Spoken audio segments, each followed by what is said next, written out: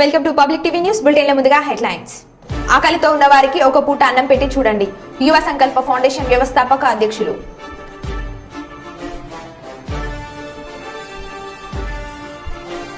Deputy CM బట్టి విక్రమార్క డ్రైవర్ను కొట్టిన పోలీసులు. అమ్మవారి మెడలో మంగళసూత్రం కొట్టేసిన గనుడు. శ్రీశైలంలో కన్నడ భక్తులకు అఖండ అన్నదానం.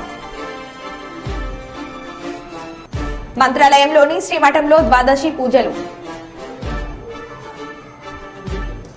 ఇక వివరాల్లోకి వెళ్తే, ప్రపంచంలోని అతిపెద్ద రాజకీయ పార్టీ బీజేపీ 2 సీట్లతో మొదలయ్యే నేడు దేశాన్ని పరిపాలిస్తున్న పార్టీలలో కేవలం బీజేపీ పార్టీ అని బీజేపీ రాష్ట్ర అధికార ప్రతినిధి బండారు విజయలక్ష్మి అన్నారు.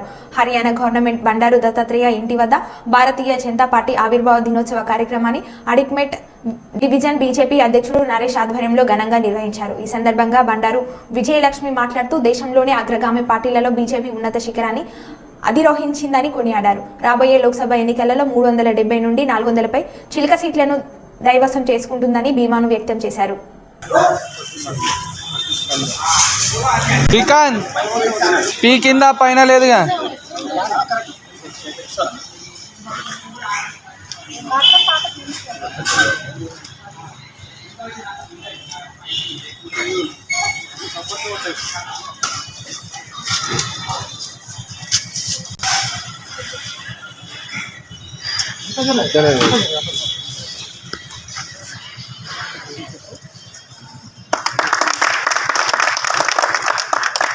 भारत माता की जय श्री राम जय श्री राम जय श्री राम। भारतीय जनता पार्टी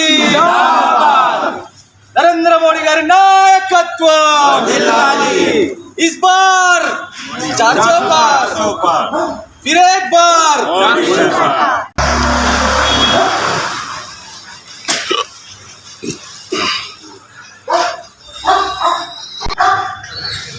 भारतीय जनता पार्टी भारत माता की మనం ఈరోజు పార్టీ ఆవిర్భావ దినోత్సవం గెయిన్లు అయింది. ఈరోజు ప్రపంచంలోనే అతిపెద్ద రాజకీయ పార్టీగా భారతీయ జనతా పార్టీ 2 సీట్ల నుంచి ఈరోజు చాలా పటిష్టమైన ప్రధానమంత్రులను ఇవ్వడం కానివ్వండి, దేశాన్ని పటిష్టంగా ఉంచే ఘనత భారతీయ జనతా పార్టీ కైవసం చేసుకుంది. అది కేవలం మా కార్యకర్తల బలం, వాళ్ళకున్న డెడికేషన్, వాళ్ళ స్ఫూర్తి, వాళ్ళ పనితీరు. ఇట్లాగే ప్రతి ఒక్క కార్యకర్త ఏం ఆశించకుండా పార్టీ కోసం పనిచేస్తూ ఉంటాము అని మేమందరం భావిస్తూ మరోసారి భారతీయ జనతా పార్టీ ఆవిర్భావ దినోత్సవ శుభాకాంక్షలు. రాబోయే లోక్సభ ఎన్నికల్లో మేము అనుకున్నట్టుగా 370 సీట్లు కేవలం బీజేపీ ఎన్డీఏ పక్షాన 400 పైచిలుకు సీట్లతో భారతీయ జనతా పార్టీ ఘన విజయం సాధిస్తుందని మనస్ఫూర్తిగా కోరుకుంటున్నాను. తెలంగాణలో ఎన్ని వచ్చే అవకాశం? డబుల్ డిజిట్ వస్తుంది అనుకుంటున్నాను నేను. ప్రపంచంలోని అతిపెద్ద రాజకీయ పార్టీ బీజేపీ 2 సీట్లతో మొదలయ్యే నేడు దేశాన్ని పరిపాలిస్తున్న పార్టీలలో కేవలం బీజేపీ పార్టీ అని బీజేపీ రాష్ట్ర అధికార ప్రతినిధి బండారు విజయలక్ష్మి అన్నారు. హర్యానా గవర్నమెంట్ బండారు దత్తాత్రేయ ఇంటి వద్ద భారతీయ జనతా పార్టీ ఆవిర్భావ దినోత్సవ కార్యక్రమాన్ని అడిక్మెట్ డివిజన్ బీజేపీ అధ్యక్షుడు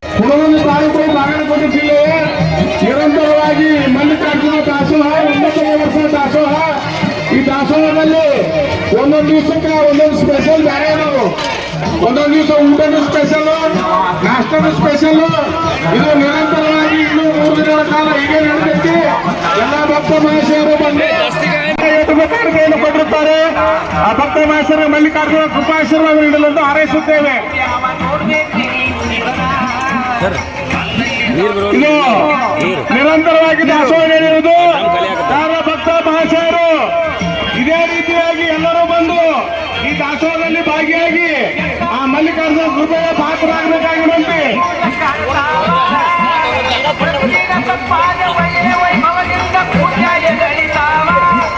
ಹಾಗೂ ನಮ್ಮ ಕಾರ್ಯಕರ್ತರು ಸ್ವಲ್ಪ ಏನೇನೈತಿ ಗಮನ ಕೊಡ್ರಿ. ಅತ್ತಾಗಿತ್ತಾಗ ನಮ್ಮ ಪಾದಯಾತ್ರೆ ಕಮಿಟಿ ಮಂದಿ ನೋಡ್ರಿ, ಏನೈತಿ ಏನಿಲ್ಲ ಸ್ವಲ್ಪ ನೋಡ್ರಿ.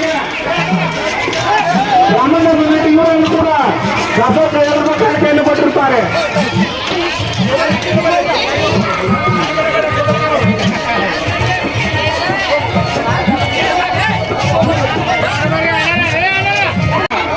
ಚಿಲ್ಲಿ ಉಳ್ಳಾಗಡ್ಡಿ 1 ಪೀಸ್ ಹಾಕ್ರಿ ಅಷ್ಟ.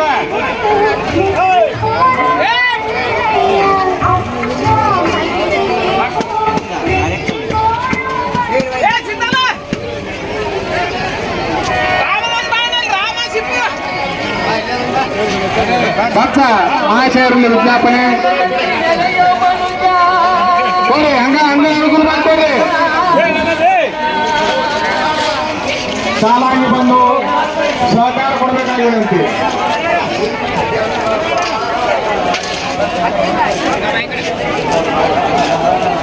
ಇನ್ನೊಂದು ದಯವಿಟ್ಟು ಭಕ್ತಾದಿಗಳನ್ನು ವಿನಂತಿ, ಆ ಚೂಡ ಕೆಲ್ಸಾರಂತ ನೋಡು, ನಾವು ನಿಮ್ಮ ಕೈ ನೀವು ಕೇಳ್ಕೊತೀವಿ, ನೀವು ಎಷ್ಟು ಕಷ್ಟ ಹಾಕಿಸ್ಕೊಡಿ.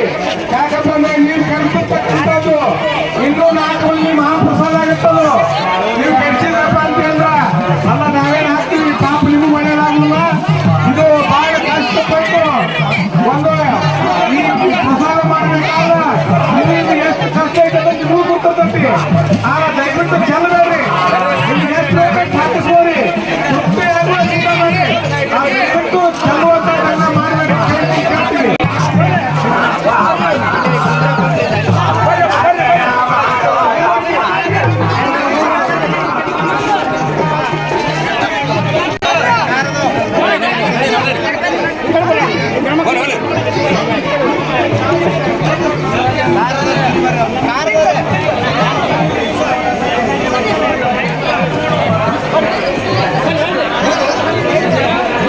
ನೋಡಿ, ಚೋಳ ನೋಡಿ, ಅದು ಕೆಲಸ ಆಗಿದ್ದಾರಂತ ಕುಯ್ಯಂತೆ ಹಾಕಕ್ಕೆ ಹೋಗ್ಬಿಟ್ರಿ.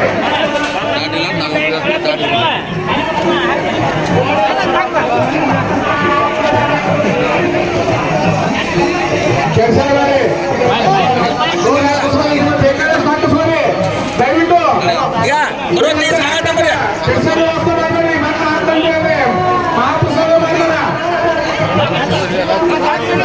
ಭಕ್ತ ಮಾಡಿಸಬೇಡಿ. ಸರಿ ಪ್ರಾರ್ಥನೆ ಬರ್ರಿ, ಅಲ್ಲೆಲ್ಲ ಸಾಕಷ್ಟು ಐತಿ.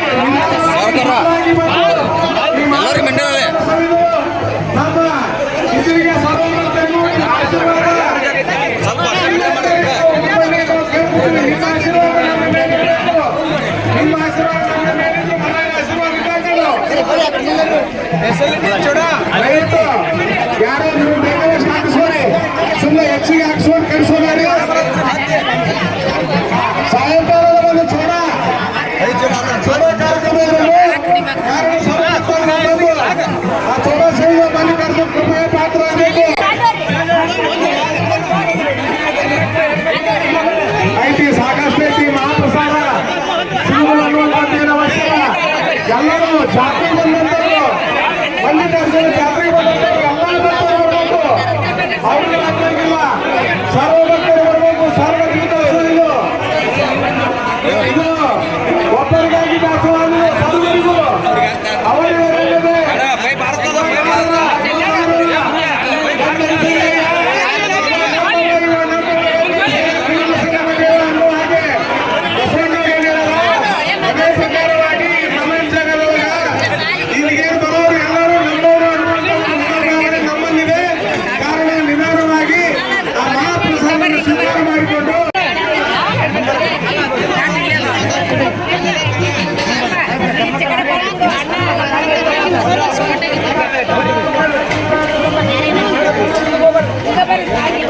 ನೋಡಪ್ಪ, ವಿಮಾನ ಮಂದಿ ಕೆಲಸ ವಿಮಾನ ಮಂದಿ ಕೆಲಸ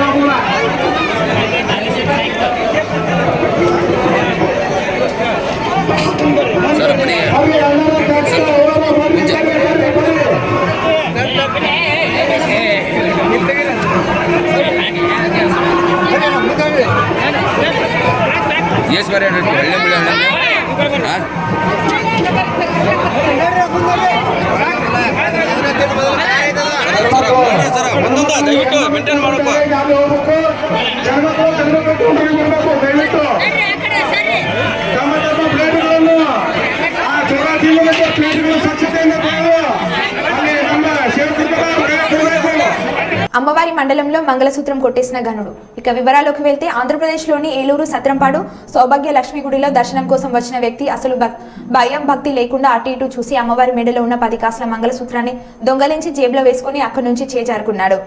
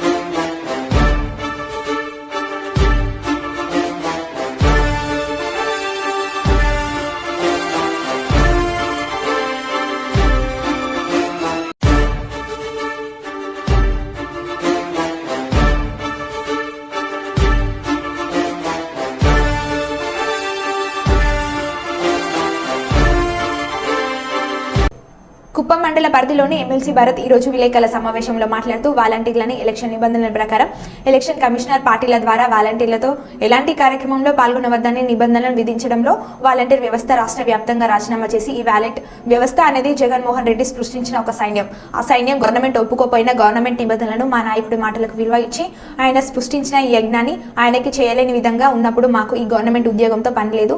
రాజీనామా చేసిన ఆయన జగనన్న ఆశయాన్ని మా భరత్ అన్న ఆదేశాలను అనుసరించి పార్టీ కోసం పోరాడతాం. ఈసారి అధికారంలోకి వచ్చాక ఈ వాలంటీర్ వ్యవస్థ మరింత సేవలకు అనుగుణంగా ఆ వాలంటీర్ చేసే పనులు చేయలేని పనులు అన్ని విధాలుగా వారి వేతనాలతో మరల ముందుకు వస్తాం. సమావేశంలో convener HM Murugesh, ZPTC Saravana, ఎన్నికల క్షత్రియ వనిత శ్రీను, రాష్ట్ర ఆర్గనైజింగ్ సెక్రటరీ ఈశ్వరయ్య, పార్టీ ముఖ్య నేతలు పాల్గొన్నారు. నా తరపు నుండి ఒకే ఒక రిక్వెస్ట్ ఏంటంటే, ఎవరైనా సరే ఏ పనికి మాట్లాడైనా మీ మీద అనవసరమైన మాటలు మాట్లాడినా లేదా ఎక్కడైనా మిమ్మల్ని కించపరిచే విధంగా మాట్లాడినా, మీరెవరు ఇక్కడ వచ్చి పనిచేయడానికని ఎవరో ఉంటారు వాళ్ళందరూ వచ్చి ఏమన్నా మీకు చెప్పినా కూడా దయచేసి ఇమ్మీడియట్ గా మీరు రియాక్ట్ అయ్యి మా దృష్టికి తీసుకోవాలండి. ఎందుకంటే ఈ రోజు నుండి మీ అందరికీ కూడా ప్రతి ఒక్క ఇంటి దగ్గర ప్రతి ఒక్క పార్టీ కార్యక్రమం చేయడానికి అధికారం. ఈ రోజు మీరు ఇంకా నో మోర్ వాలంటీర్స్, మీరు ఓన్లీ లీడర్స్ కాబట్టి ప్రతి ఇంటి దగ్గరికి వెళ్దాం, ప్రతి అవ్వతాతని మళ్ళీ ఒకసారి కలుద్దాం.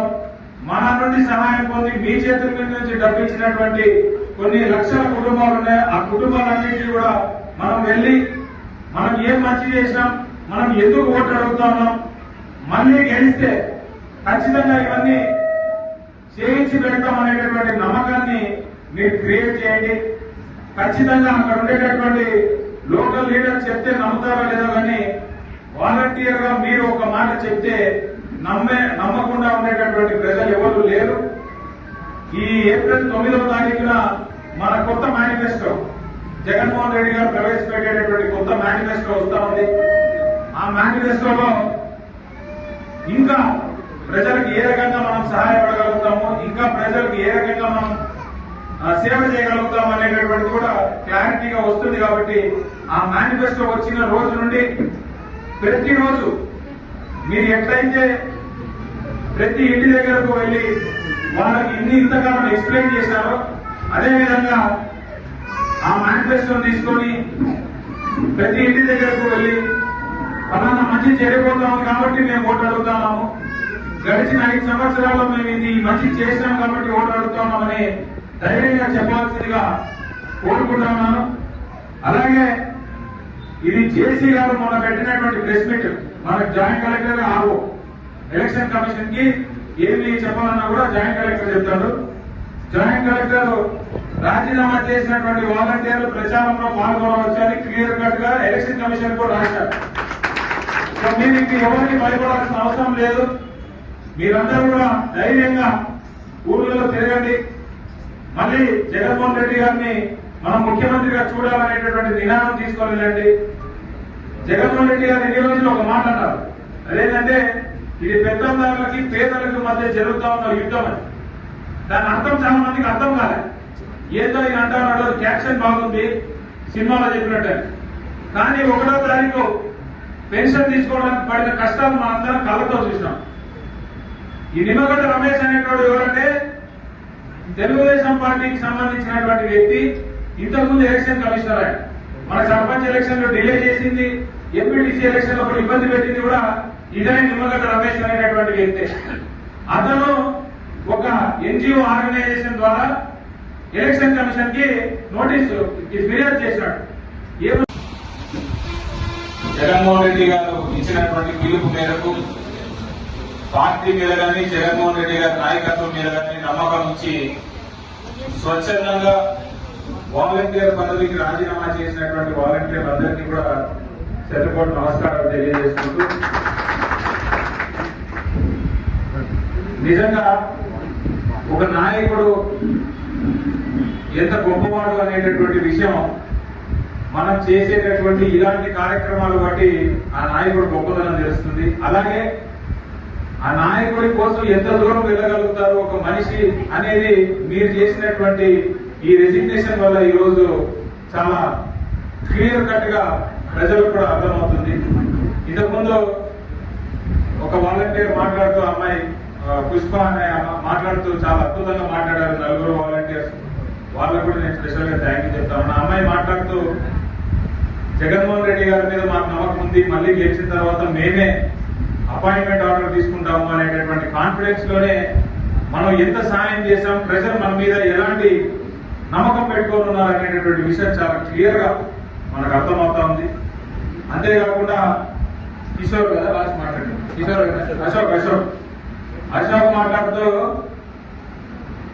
మమ్మల్ని వాలంటీర్ నుంచి నాయకులుగా ప్రమోషన్ ఇచ్చినందుకు చాలా ధన్యవాదాలు అన్నాడు. నిజంగా ఆ మాట చాలా కరెక్ట్.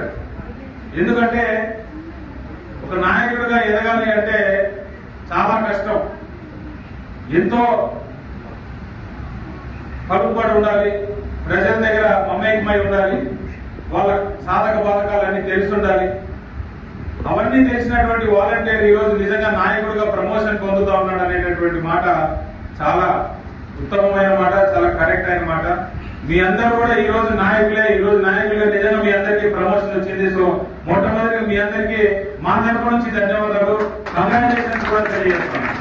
బీఆర్ఎస్ పార్టీ అధినేత మాజీ సీఎం కేసీఆర్ పిలుపులో భాగంగా శనివారం మంత్రి ప్రధాన చౌరస్తులో ఈ యాసంగి సీజన్ నుండే ధాన్యానికి 500 రూపాయల బోనస్ ఇవ్వాలని మరియు పంట నష్టపోయిన రైతులకు ఎకరానికి 25,000 నష్టపరిహారం చెల్లించాలని డిమాండ్ చేస్తూ రైతులకు మద్దతుగా మాజీ ఎమ్మెల్యే పెద్దపల్లి జిల్లా పరిషత్ చైర్మన్ పుట్ట మధుకర్ నిరసన దీక్ష చేపట్టారు. ఈ సందర్భంగా ఆయన మాట్లాడారు. ఈ కార్యక్రమంలో టీఆర్ఎస్ నాయకులు, కార్యకర్తలు తదితరులు పాల్గొన్నారు.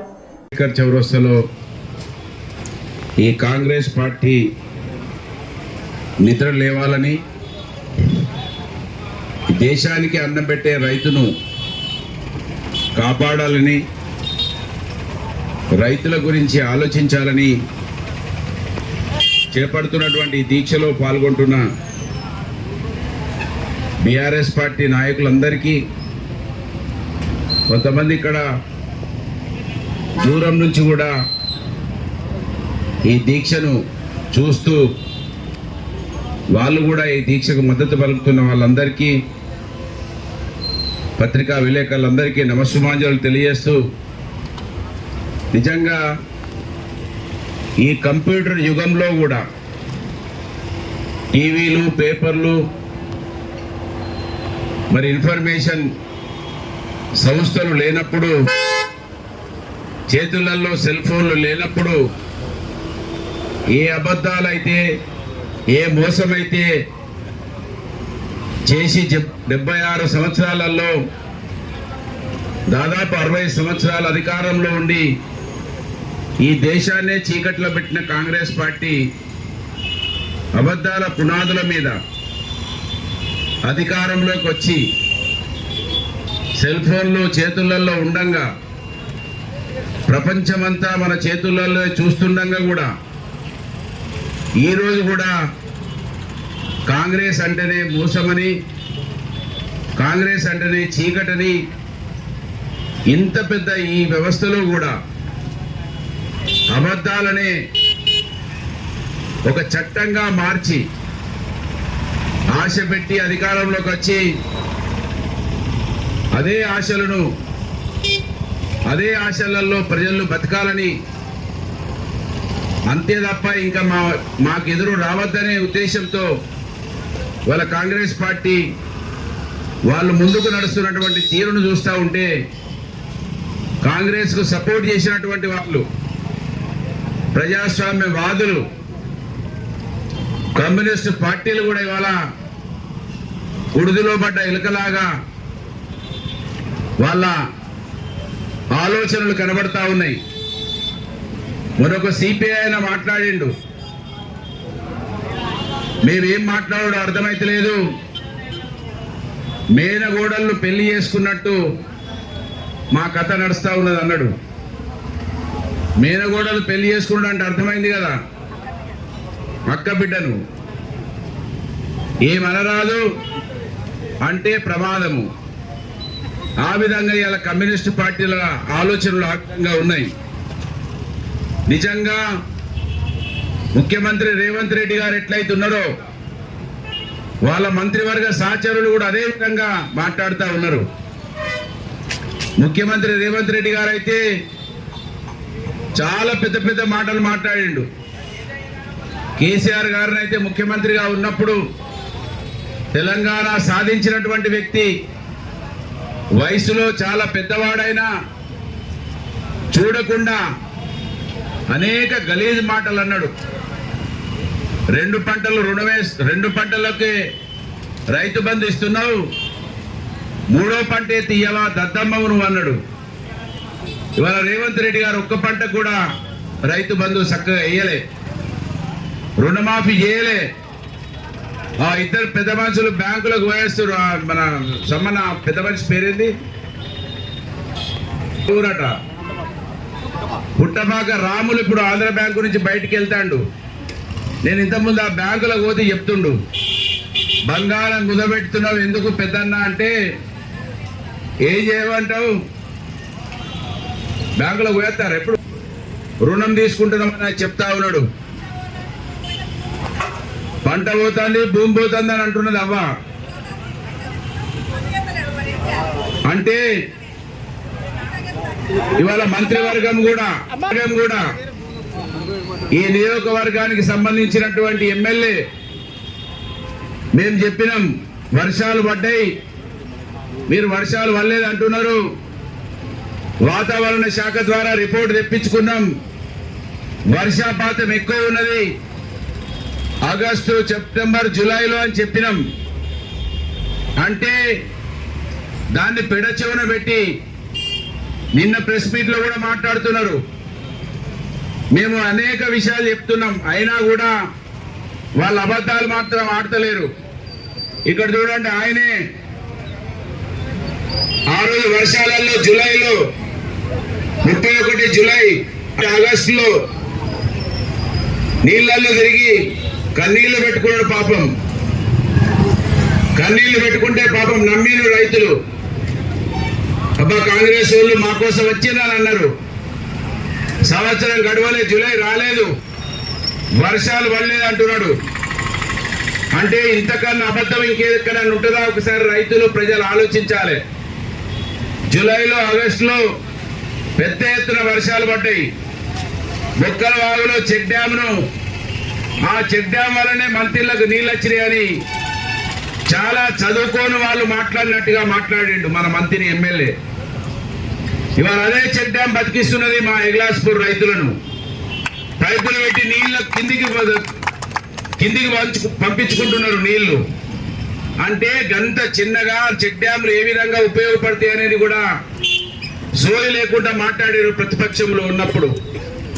కడియం ప్రాజెక్టు గేట్ల మించెల్లి నీళ్ళు వచ్చినాయి, అనేక ఊర్లలో నీళ్ళు వచ్చినాయి. మోరంచ వాగు దిగిపోయి ఓడేడు నుంచి మొదలుకుంటే కింది దాకా మొత్తం పొలాలు కోసుకపోయినాయి, వర్షాలు పడలేదు అంటున్నారు. అంటే అబద్ధాలు ఏ విధంగా ఆడుతున్నారో ఒకసారి మనకు అర్థం చేసుకోవాలి. వాళ్ళు ఏ విధంగా ఇవాళ అనేక మంది రైతు సంఘం నాయకులని కాంగ్రెస్ పార్టీ వాళ్ళ మాయ మాటలు నమ్మి ఒకసారి మార్పు చూద్దామని ఆలోచిస్తే ఇంత మంచి మార్పు చూస్తామని అనుకోలేదని ఇలా బాధపడుతున్నటువంటి ఈ రాష్ట్ర రైతాంగాన్ని గురించి ఈ ప్రభుత్వం మెడలు వంచాలే, కాంగ్రెస్ పార్టీ అబద్ధాల మీద అధికారంలోకి వచ్చి అట్టి అబద్ధాలనే శాసనం చేయాలని చూస్తున్నటువంటి ఈ పరిస్థితులలో వారికి అండగా ఈ ప్రభుత్వం మెడలు వంచాలని కేసీఆర్ గారు ఎర్ర టెండర్లలో రైతులను మందలిస్తూ ధైర్యాన్ని ఇస్తూ ఇవాళ ఈ ప్రభుత్వం మెడలు వంచడాని కోసం నిరసన దీక్ష కార్యక్రమాన్ని వారు నిర్ణయించడం జరిగింది. 12:30 వరకు జరిగే ఈ దీక్షలో మరి పాల్గొంటున్నటువంటి మరో బులెటిన్లో మళ్ళీ కలుద్దాం. Stay tune.